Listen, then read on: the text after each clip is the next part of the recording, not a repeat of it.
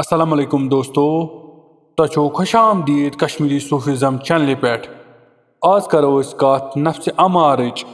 अक शख्सन प्रुस पन्निस पीर कामिलस, नफ्स अमारा क्या यूत ताकतवर, यह कत कन पत काबू गछान तो पत नफ्स मुतमइना बनान। पीरन कोर तबस्सुम तो वोनुन अमिस पन्निस तालिबस, नफ्स अमारा गो सु चीज युस अस हर कुन गलत काम कुन नी। येतत मज़ वारिया छ आसान मगर तमुक अंजाम कह तन नफ्स अमारा छ तुकन निवान।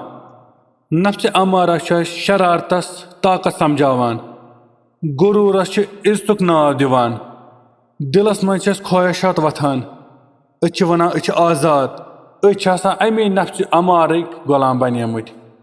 पत प्रुस बे तालिबन पन्निस पीर कामिलस, नफ्स अमारा कथ कन पत कैदस मज यवान, बे कम चीज सह कैदस मज यवान। पीर कामिलन फरमो बे अमिस तालिबस, नफ्स अमारा अको चीज कैद करान, सह गो इश्क। इश्क हकीकी इश्क छुन मिसाल दिवान क्या, इश्क हुकुम करान।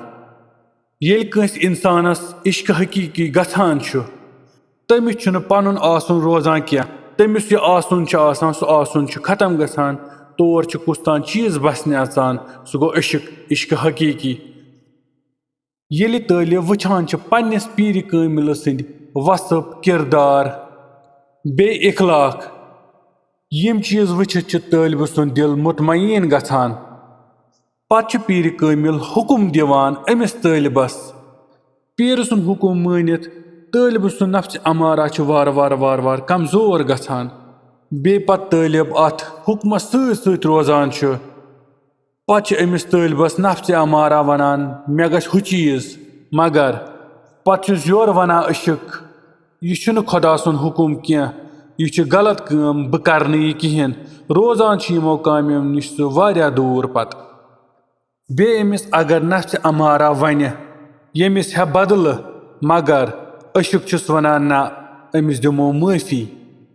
यूता बदलाव अमिस मर्शीद सुन हुक्म सत बे इश्क सुन बसन सत। बे इंसानस गुमान बुछ सारनी बोड़ मगर ये इश्क बसन पीर सुन हुकुम आसान, पत इंसानस बासान बुछुस न कहें। पीर कामिलन वोन लास्टस पे अमिस तालिबस अख कथ थी याद, नफ्स अमारुक जंग तलवारों सत लड़न क्या, यह लड़न इश्क सत, असल सोहबत सत, जिक्र अज़कार बे फर्ज दायम सत। येल अकिस इंसानस मज पैद गछान इश्क, इश्क हकीकी तम सुन किरदार चेंज गछान। योह इश्क हावान पत वथ इहदिना सिरातल मुस्तकीम।